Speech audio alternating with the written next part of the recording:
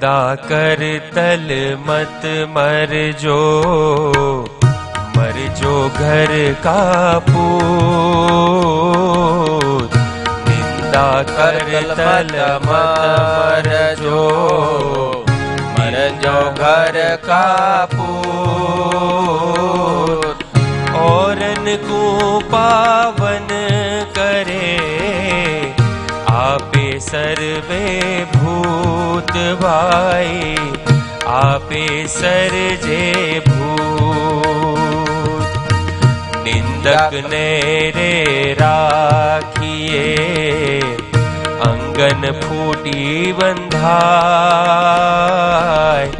निंदक ने रे राखिए, अंगन कुटी बंधाय।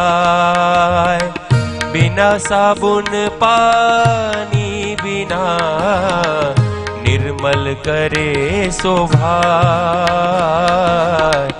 निर्मल करे शोभाय, निर्मल करे शोभाय।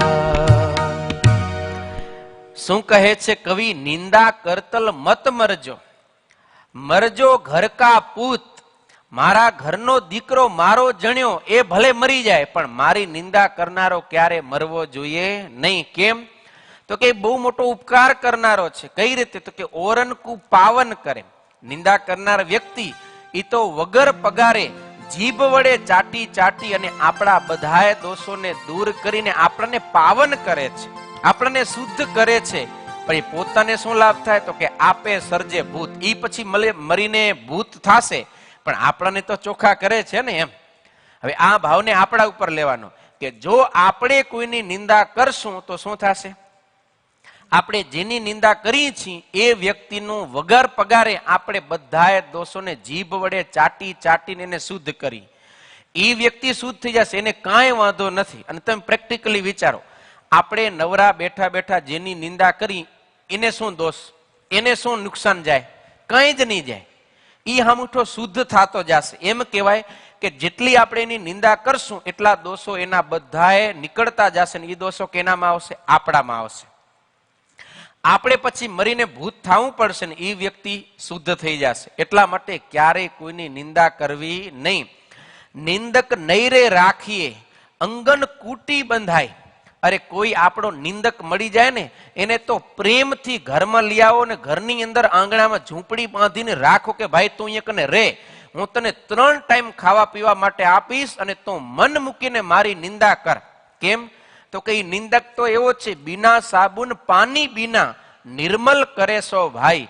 એ તો પાણીએ નહીં દેવું પડે, સાબુએ નહીં દેવો પડે, એમને એમ બસ પોતાની જીભથી જ આપણને ચાટી ચાટી ચાટી આપણા દોષો દૂર કરી આપણને પરમ શુદ્ધ કરી દેશે. કેવો સારો ઉપાય ને? કેમ લાગે તમને?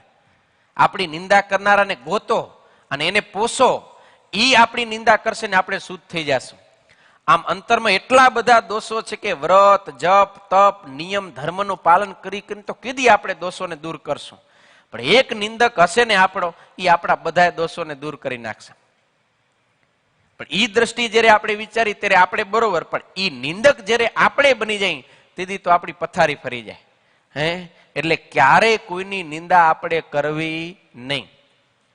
બરોબર. એમાંય સતાનંદ સ્વામી બહુ સરસ ભાવ બતાવે છે કે કોઈ પણ દેવ હોય, કોઈ પણ ગુરુ હોય તો એ દેવનો જે ભક્ત વર્ગ છે એને પોતાના ઈષ્ટદેવ છે અતિશય પસંદ છે, અભિષ્ટ છે. એની નિંદા એના ભક્તોને ક્યારે પસંદ નથી. કોઈ પણ ગુરુ છે એની નિંદા એના શિષ્યોને ક્યારે પસંદ નથી. એટલે શ્રીજી મહારાજે પણ કહ્યું, સૌને પોત પોતા તણા ઈષ્ટ, અતિશય હોય વાલા અભિષ્ટ. તેની જો કાંઈ નિંદા કરાય, ક્લેશ ઉપજે દિલડું દુખાય. માટે શિષ્ય અમારા જે હોય, દેવ નિંદા કરે નહીં કોઈ. એવી આજ્ઞા કરેલી છે અમે, કરે નિંદા તે અમને ન ગમે. મહારાજ કહે કોઈ કોઈની નિંદા કરશે તો એ અમને બિલકુલ ગમશે નહીં, ગમતો જ નથી.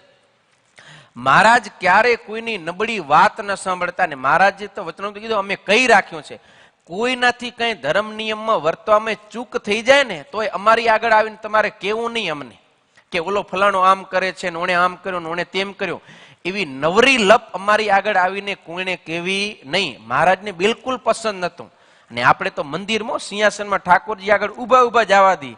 ઓણે આમ કર્યું, ઓણે એમ કર્યો, ફલાણા સાધુ આમ કરેલા ને, સાંખિક બાઈઓ આમ કરેલા ને, હરિભક્તો આમ કરેલા ને, આચાર્ય મહારાજને ના મૂકી. એ બહુ મોટી ભૂલ છે. આપણે ખોટનો ધંધો કરી છેર્યા, એમાં આપણને થોડોક પણ લાભ થવાનો નથી. માટે ક્યારેય કોઈની નિંદા ન કરે.